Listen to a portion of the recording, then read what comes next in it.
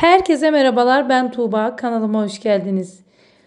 Bu videoda bu gördüğünüz harika poğaçanın tarifini vereceğim. Gerçekten aradığım tarifi buldum. Dışı kıtır, içi de peyniriyle ağzınızda dağılacak harika bir poğaça tarifi. Mutlaka denemenizi tavsiye ediyorum. Ve bu görüntüden sonra sözü uzatmadan tarife başlıyorum.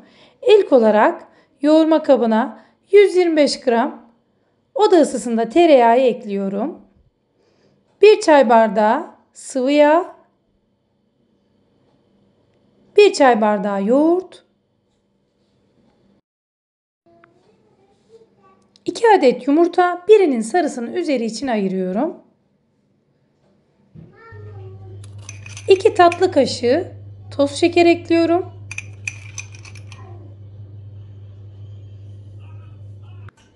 1 tatlı kaşığı da tuz ekliyorum. Şöyle biraz karıştıracağım.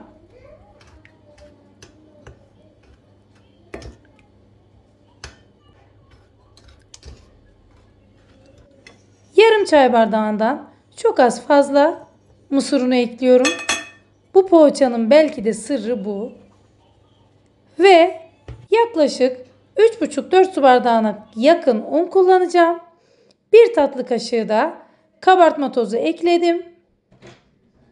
İlk önce kaşıkla karıştırıp daha sonra elimle yoğurmaya başlayacağım. Videolarımı beğeniyorsanız ve yeni yüklediğim videolardan haber almak istiyorsanız kanalıma abone olup o bildirim ziline dokunmayı unutmayın lütfen. Ayrıca sizler de yaptığınız tariflerin resimlerini bana alt köşede çıkacak olan Instagram adresinden gönderirseniz çok mutlu olurum. Hamurun kıvamı tam bu şekilde olacak. Şimdi hamurun üzerini kapatıp bir 5 dakika kadar bekleyeceğim. 5 dakikanın ardından hamurumu tekrar toparlıyorum. Tezgahımın üzerine aldım ve elimle bu şekilde uzatıp tam olarak 16 eşit parçaya böleceğim.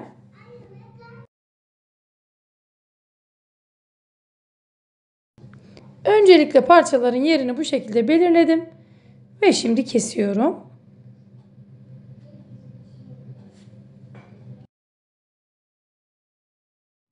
Kesmiş olduğum parçaları beze haline getiriyorum elimde.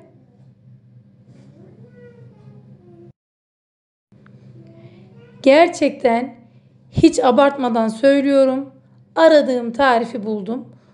Bu videoyu kesinlikle bir yerlere kaydedin ve mutfağınızdan hiç eksik etmeyeceğiniz tariflerden biri olacak. Biraz kaşar peyniri rendelemiştim ve bu şekilde tel süzgecimle poğaçalarımı yapmaya başlıyorum. Lütfen dikkatli izleyin. Yapımı da çok kolay. Böyle elimle bastıra bastıra hamurumu açtım süzgecin içerisinde. Ve şimdi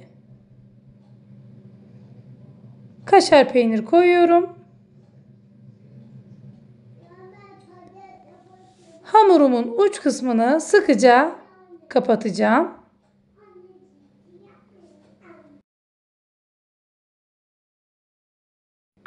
Hamuru güzelce kapattım ve böyle ters çevirip isterseniz tel süzgeci vurarak, isterseniz de elinizle bu şekilde bastırarak çıkarabilirsiniz. Şekli mükemmel. İnanın şeklinden daha çok tadı harika. Bu tarifi denediğinizde hiç pişman olmayacaksınız. Tekrar gösteriyorum, lütfen dikkatli izleyin.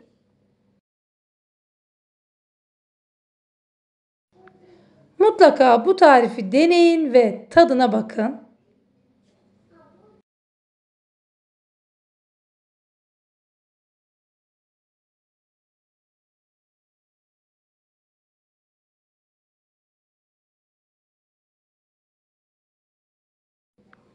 Tekrar hamuru sıkıca kapattım.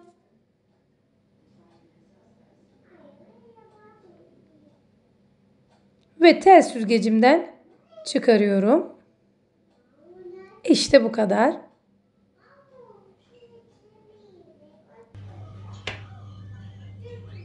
Böyle bastıra bastıra tel süzgeçten kolayca çıkarabilirsiniz.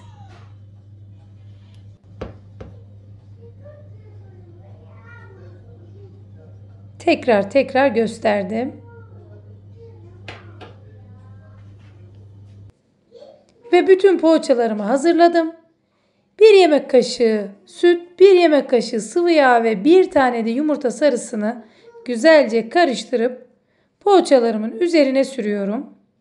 Ve gerçekten çok hızlı ve lezzetli bir poğaça. Özellikle kahvaltılara, çabucak gelecek olan habersizce gelen misafirlere bulunmadık bir tarif ve herkes sizden tarif isteyecek.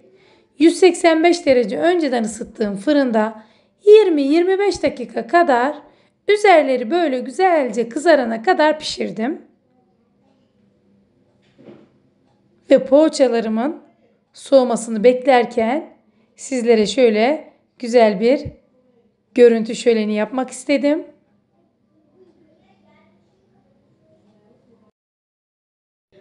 Görüntüsüyle, tadıyla mükemmel bir poğaça tarifi. Ve poğaçalarım biraz soğudular. Şimdi servis tabağıma alıyorum.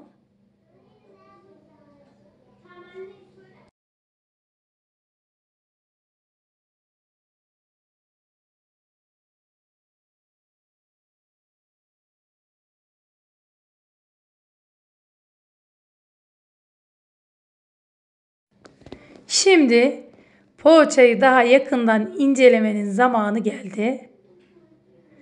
Lütfen dikkatli bakın. Gerçekten ne kadar lezzetli olduğunu videodan bile anlayacaksınız. Bana çok soru geliyordu. Böyle kıtır bir poğaça tarifi. Kıyır kıyır diyeceğim. Şimdi bazıları da o kelimeye takık. Kıyır kıyır ne demek diye. Onu da söylemek istemiyorum açıkçası. İçinin kaşar peyniriyle ağzınızda dağılacak harika bir poğaça. Mutlaka deneyin, tadına bakın ve bana yorumlarınızı yazın. Yine güzel bir videonun sonuna geldik. Videoyu izlediğiniz için çok teşekkür ederim. Yeni videoda görüşmek umuduyla. Videoyu beğenip paylaşmayı unutmayın lütfen.